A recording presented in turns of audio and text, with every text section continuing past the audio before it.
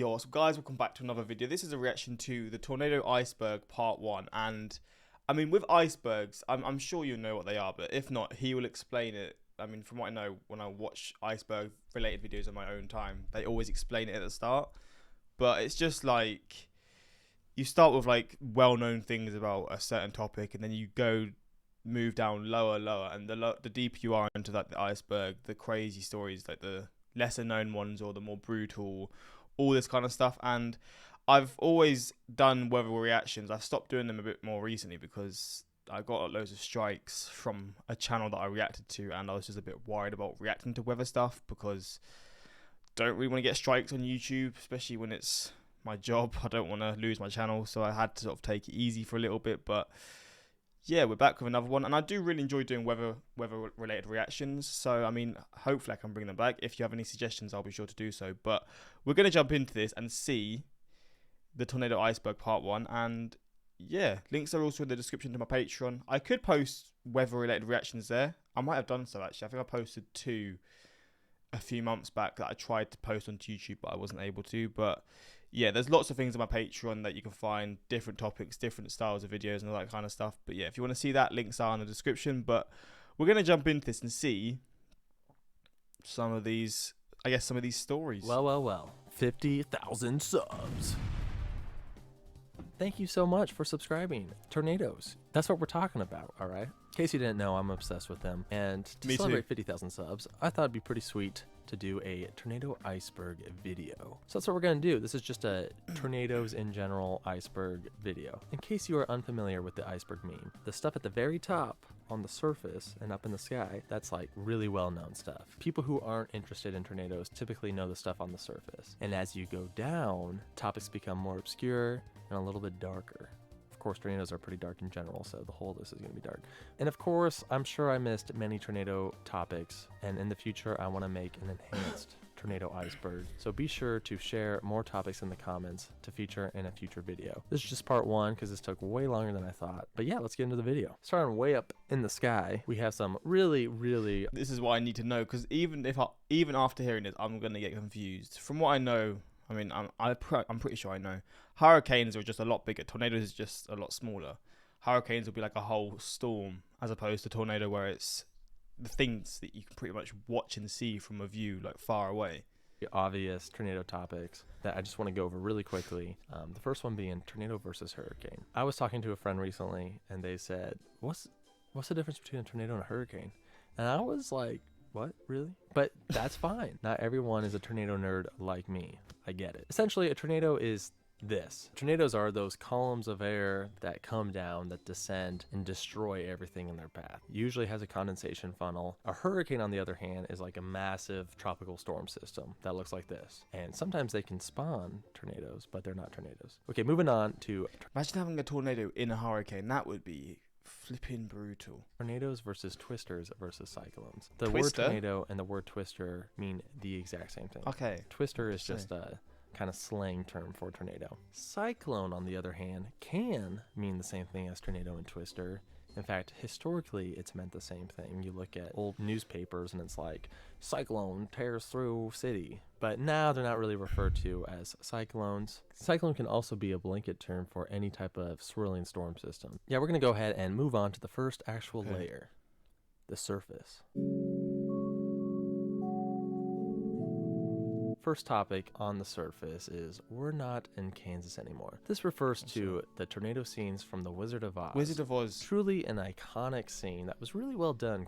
I done a reaction yesterday and I was trying to find the name of this film, and I spent about 30 seconds just thinking, and I was so annoyed I couldn't remember it. And it's The Wizard of Oz. God damn it. Considering this movie came out in 1939. Depicts Dorothy and her dog Toto as they try to seek shelter in their house. The winds are crazy, the door is flying off the handle. The tornado in the back was actually created by Arnold Gillespie, who was a special effects director for The Wizard of Oz. And he did this by suspending a muslin cloth from a steel gantry. Oh, I've wow. talked about it in previous videos, but yeah, pretty sweet. Moving on. Tornado watch versus tornado warning. Okay, so a tornado watch is a weather alert that covers a large area where the ingredients are favorable for the potential of a tornado. These cover several counties, and they're usually issued well in advance of the actual tornado. A tornado warning, on the other hand, means there's a confirmed tornado or rotation, usually radar indicated, and these polygons represent the areas that are in the tornado warning. If a tornado warning is issued in your area, you need to take shelter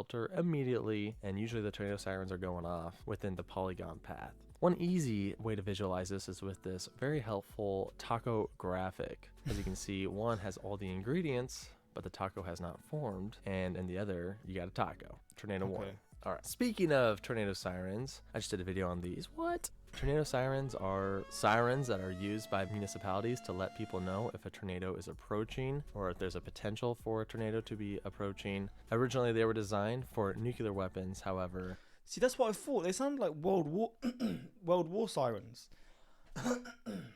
And I was just like, wait, it sounds like it's being sent back in time to like a war scenario. And I mean, it makes sense because they were initially for that, which answers why I felt like that when I first heard what they sounded like. Since the Cold War has ended and those aren't as much of a threat anymore, hopefully it stays that way, these are now used for natural disasters, specifically tornadoes and sometimes tsunamis. These are pretty creepy. I did a video on it. We're moving on. Next on the list is the classic 1996 movie and film,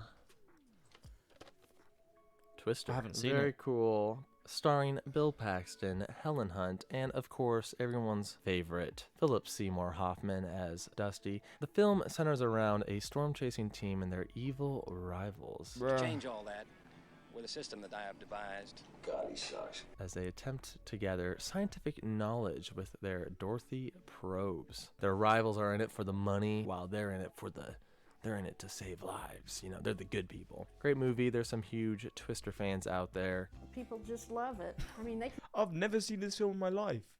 Flying cows, you got all this stuff. What the hell? quote the whole movie. And apparently there's a sequel in the works. Don't know how they're going to do that without Bill Paxton and Philip Seymour Hoffman, but I'm excited. Tornado Alley is a large geographic area of the United States known for its frequent and violent tornadoes. The exact borders of Tornado Alley are debatable, but they usually cover Minnesota, Iowa, South Dakota, Nebraska, and especially Kansas, Oklahoma, and parts of Texas. Tornadoes tend to form here due to warm, moist air from the Gulf of Mexico mixing with the cool air from the Rockies, leading to an unstable atmosphere and the creation of supercells. There are other tornado alleys in the United States, and we'll get to those later. Speaking of supercells are massive thunderstorms that contain a mesocyclone and a rotating updraft. These are often referred to as thunderheads. Oh my god, imagine seeing this above you. I would be so, oh mate, I'd feel so weird. I'd like...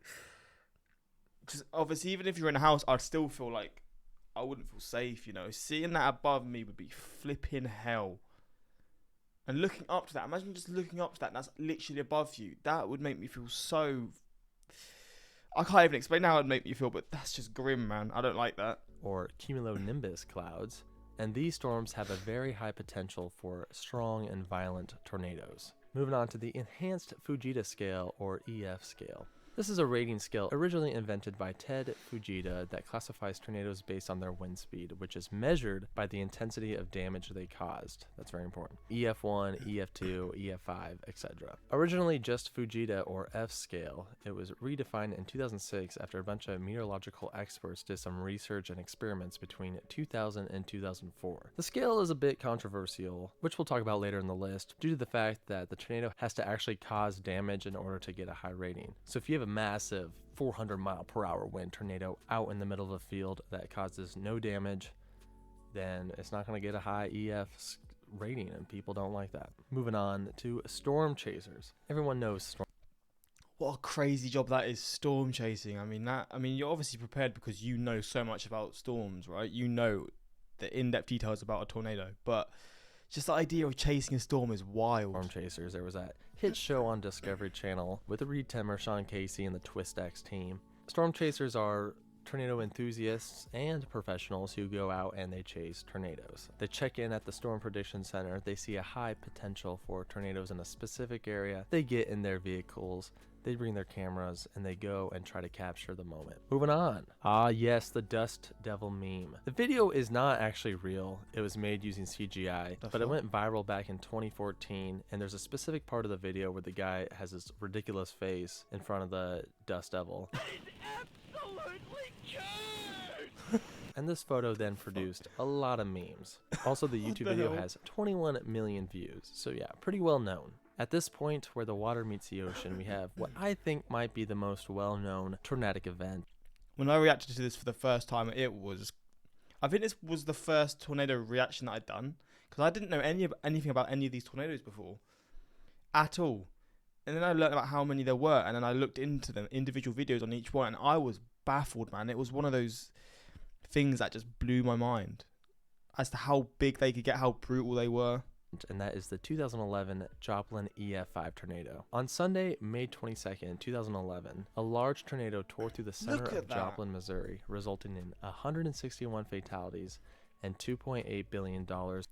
How this leads to just, wait, I say just, but Missouri, resulting in 161 fatalities. 161 fatalities from this picture. How? I mean, and this must have been the whole city as well, right? Or just a big section of the city. And only 161. Obviously, it's horrible to lose any lives, but you look at this picture and I'm thinking there's got to be thousands. And $2.8 billion in damage, making it the costliest single tornado to date. This massive tornado was rain-wrapped and was absolutely tragic and horrifying. Truly a worst-case scenario. It happened on graduation Sunday. Even to this day, Joplin is still recovering. Very tragic event. We're going to move on to the next layer, beneath the surface.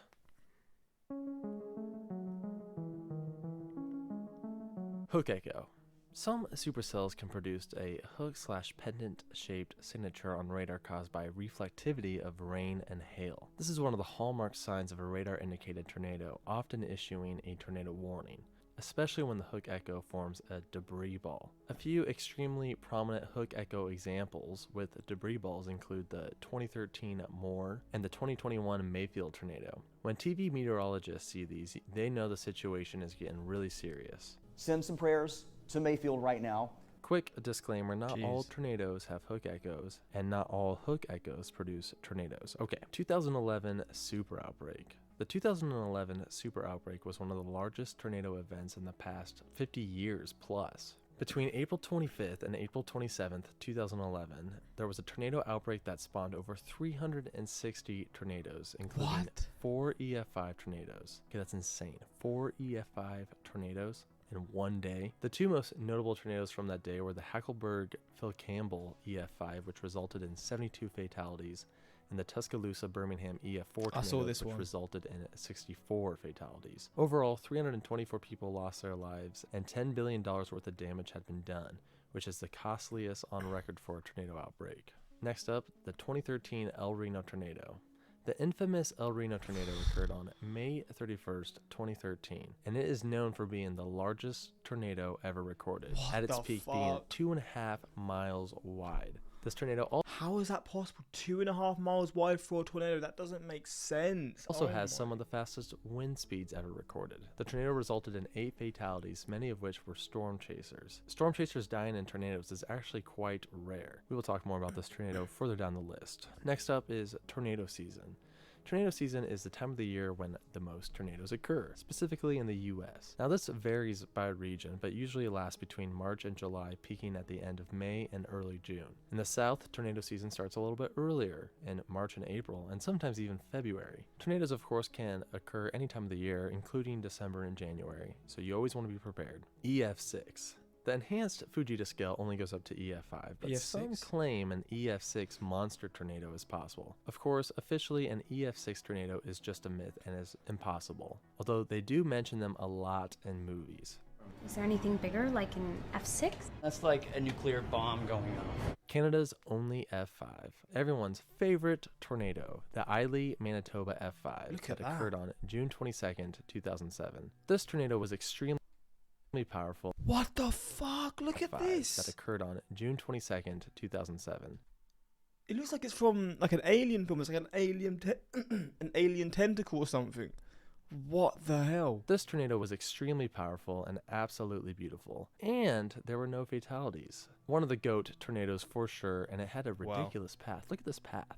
Fun fact, this was also the last F5 tornado, as Canada wouldn't adopt the EF scale until later. PDS, aka particularly dangerous situation. The best way to describe PDSs are like an enhanced tornado watch, where not only are the ingredients right for a tornado, but they're like super prime. This is a particularly dangerous situation. Particularly dangerous situations are also issued for potential tornado outbreaks. These are issued by the Storm Prediction Center. Only 3% of all tornado watches have PDSs. Tornado emergency. So we talked about tornado warnings, which is that there's a confirmed tornado on the ground or signs of a tornado on the ground heading in a general direction. Well, a tornado emergency is like taking that one step further. Think of it as there's definitely a tornado on the ground. It's definitely a strong tornado, and this strong tornado is heading towards a populated area. From the National Weather Service, a tornado emergency now in effect for Greensburg in Kiowa County. They're pretty rare. The first one ever was during the 1999 Bridge Creek Moore tornado. So if we go back to the taco meme, tornado watch has the ingredients, tornado warning has a taco, and a tornado emergency has someone eating the taco. Dixie Alley. Dixie Alley is the slightly less known but very active southern version of Tornado Alley. Well, I was about to say, because this is like the area that you always hear about, but then the outbreak was around this area, right? The big outbreak of all the tornadoes was around this area, so... This encompasses Louisiana, Mississippi, Alabama, Arkansas, Tennessee, and Georgia. Some people think that Dixie Alley is a relatively new thing, but it's definitely not. I mean, Birmingham has been hammered by several huge F5 tornadoes forever. The reason why Dixie Alley has a lesser known reputation than Tornado Alley is because Dixie Alley is not a great place to spot tornadoes.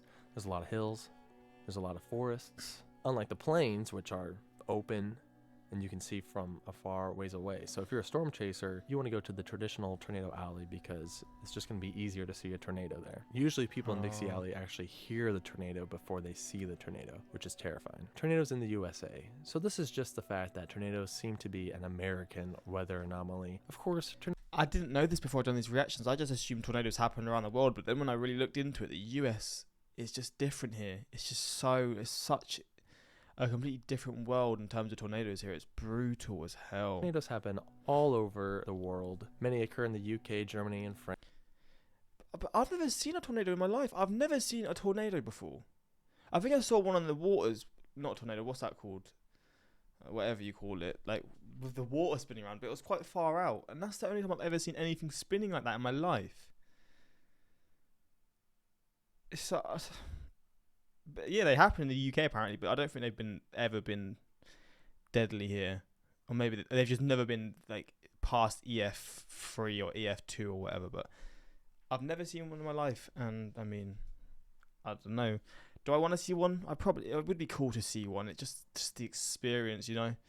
But at the same time, I probably won't. France and Italy, and we'll talk more about how they occur in Bangladesh and India and Pakistan later in the list. And but China. Yes, a vast majority of them do occur in the USA. You can thank our geography for that. The 1925 Tri-State Tornado. This is the single deadliest tornado in US history with 695 confirmed fatalities.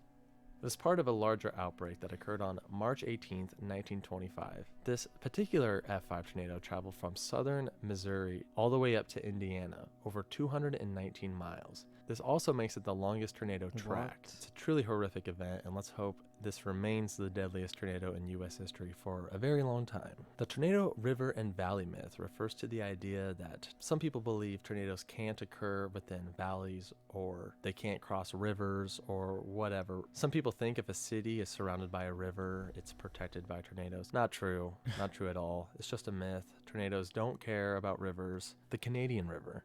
Tornadoes been crossing that thing forever. And hills obviously don't affect tornadoes at all. Just look at Dixie Alley.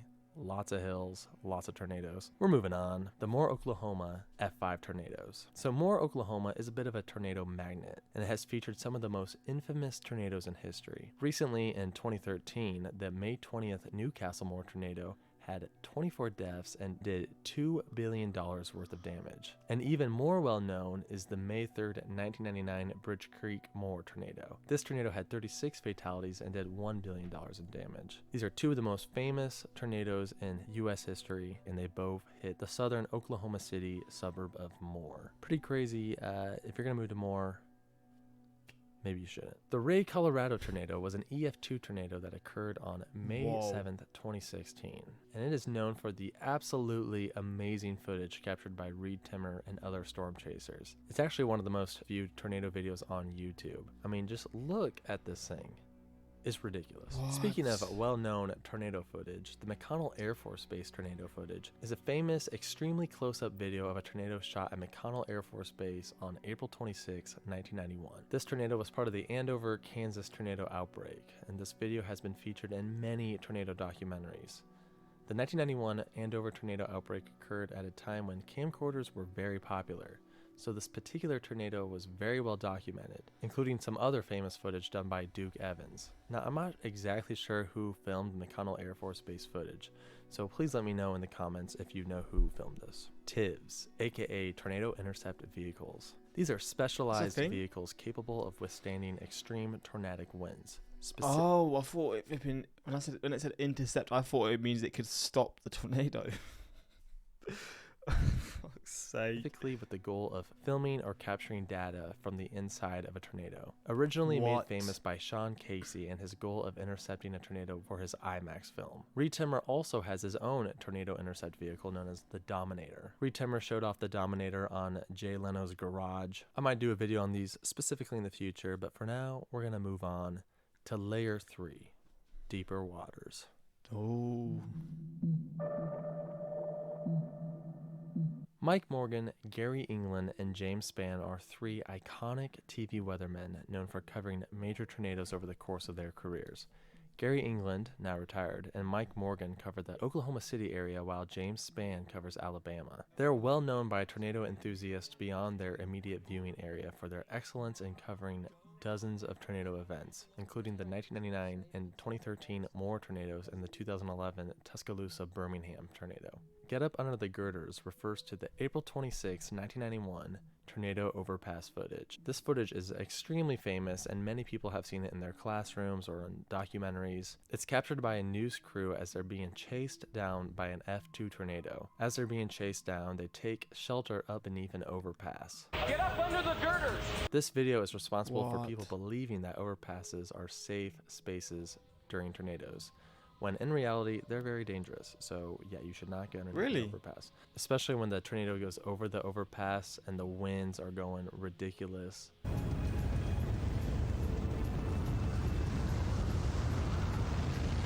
Very iconic footage for sure. The Joplin Live coverage I've never seen that before, but what the fuck? Tornado Sirens refers to the Anderson Cooper live coverage of the Joplin tornado aftermath. As he's talking about the aftermath, the sirens begin to sound around him, and it's kind of just a well-known YouTube video. The sirens are actually now going off here. Again, there's been concern all day about an approaching storm. The 1997 Gerald, Texas Dead Man Walking tornado. This refers to a very famous tornado photo. On May 27th, 1997, a huge F5 tornado hit the town of Gerald, Texas. And what's unique about this tornado is it actually went in the opposite direction of most tornadoes. This tornado is very well known for a famous photo called The Dead Man Walking. This photo initially became famous after it was featured in a documentary. I mean, obviously the photo is ridiculous. It looks scary as heck. It looks like there's some sort of monster walking into Gerald, which is true. I mean, that tornado really was a monster, and it was one of the most powerful tornadoes ever recorded. Probably the most famous tornado photo, or one of the most famous tornado photos. Will Norton, aka Wildebeest, is a YouTuber from Joplin, Missouri, who is one of the more well-known fatalities from that day. Will Norton passed away when his vehicle was struck by an EF5 tornado while he was driving home from his own graduation. I mentioned more about him in my Joplin Fatalities Map video. I've been watching many of his videos actually throughout the last few days, and he seems like a really cool guy. Like, he just seems really down to earth, really funny. It's really unfortunate that his life was taken at such a young age. Rest in peace, Wildebeest. Tornado Alley moving east. This refers to the idea that Tornado Alley appears to be moving more to the east compared to where it has historically been. This is due to the fact that in the past 4 decades, there have been less tornadoes in the traditional tornado alley and actually more tornadoes a little to the east. Some very recent examples include the 2020 Nashville tornado and the 2021 Mayfield tornado. Some experts blame climate change while others still aren't quite sure what's going on. So is it moving to the east? Perhaps. Guess we'll see what happens in the long term. What are your thoughts? The EF5 drought. So the 2013 Newcastle Moore tornado was actually the last recorded EF5 tornado on record. That means that it has been almost 10 years since the last rated EF5 tornado. Oh, wow. Technically, this means that no tornado has caused EF5 damage. So while large and strong tornadoes have occurred since 2013, there have officially been none that have been classified as an EF5. This is pretty insane considering that 2011 had 6 EF5 tornadoes, 6 of them. We are currently in the longest recorded EF5 drought, which is good. I mean, come on, we don't want EF5 tornadoes to occur. The last EF5 drought before the current one was actually between 2007 and 1999. The Pilger twin tornadoes refers to another legendary tornado event that occurred on June 16th, 2014 near the town of Pilger, Nebraska. This event featured 2 twin EF4 tornadoes. What the An extremely rare event that I would have paid so much to see. Unfortunately, each tornado took 1 life. It's crazy to have twin tornadoes. It's even crazier to have extremely strong twin EF4 tornadoes. Definitely an iconic event remembered by many. El Reno was an EF3, refers to the fact that the largest tornado and one of the strongest tornadoes ever was only classified as an EF3, even though many believe it is or should be an EF5. The topic is quite controversial amongst tornado enthusiasts because it seems strange that it would have such a low rating. But remember, the EF scale is based off of damage, and the El Reno tornado fortunately really didn't cause much damage. There was a little bit of damage, but not enough to warrant an EF5 rating. Nocturnal tornadoes refers to, well, tornadoes. God, imagine that. You're sleeping and you get the siren going off, and then there's a tornado that hits you 10 minutes later or something. Like, just god damn, these are things that I can't even comprehend having to deal with, because luckily I don't have to deal with them. But how often are there nocturnal tornadoes? And I mean, he's probably going to explain it. And has there ever been any EF5 nocturnal tornadoes? Because you only ever see them, the videos of them, when obviously it's daytime, because that's when you can see the tornado. But maybe they happen a lot more at night than you realise. I assume there's not really going to be a specific time in the day where they'll do it, where it will form a tornado, unless it's to do with how hot it is, and maybe when it's like nighttime, it's just colder, so it's not as easy. But tornadoes that occur at night. These are very feared by many for good reason. You can't see them coming, and they occur while you're sleeping. And for this reason, they're actually twice as deadly compared to their daytime counterparts. The night factor really does add another layer of scariness to events that are already quite frightening. Nocturnal tornadoes are actually rare, as most tornadoes occur in the late afternoon or early morning. So there is actually a specific time where it does happen. 2007 Greensburg, Kansas. Huh? Oh shit! I want to see the. So around this time is where they happen most. But they're still all around, all times. Most tornadoes occur in the late afternoon or early morning. The 2007 Greensburg, Kansas tornado is one of the most destructive EF5s in the past 20 years. Occurring on May 4th, 2007, the tornado struck the small Kansas town of Greensburg, killing 13 and nearly wiping the town off the map. Virtually every building in Greensburg was destroyed. This tornado even picked up an extremely heavy meteorite, which was lost for several days. This tornado caused the town's population to cut in half. Truly a terrible event. Also iconic is Dave Freeman's coverage of this tornado. The 1974 super outbreak was one of the largest tornado outbreaks ever recorded. Overall, there were 148 confirmed tornadoes. So the outbreak's happening in this sort of area again? God damn. Those causing 319 deaths and $5 billion worth of damage, adjusted for inflation. Overall, there were 7 EF5 tornadoes. 7.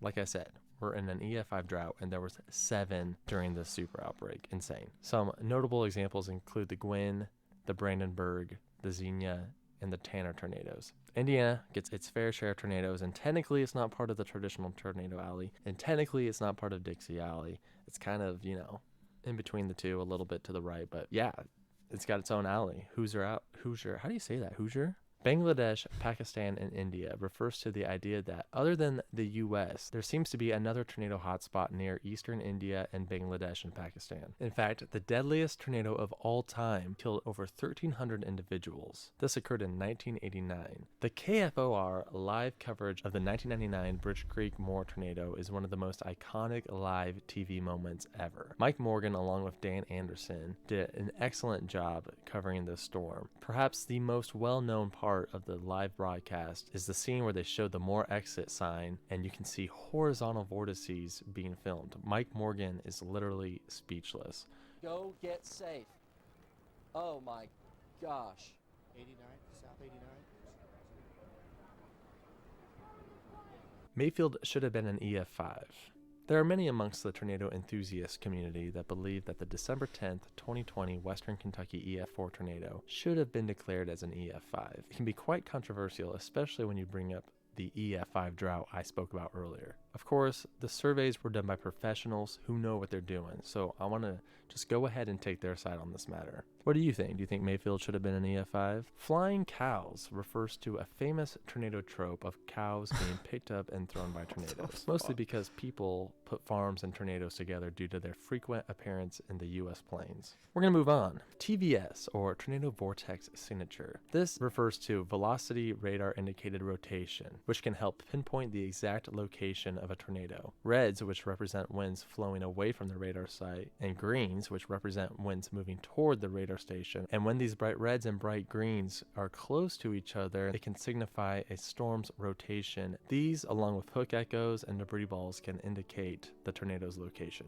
All You Can Do Is Pray refers to the iconic Tuscaloosa tornado live coverage by James Spann from ABC 3540. James Spann is watching the Tuscaloosa sky cam and he is just absolutely speechless as a mile-wide tornado is occurring right before his eyes. You know, James Spann is like, wow, this is really a terrible situation. And he doesn't know what to say, so he just goes, all you can do is pray. Look at that. Goodness gracious.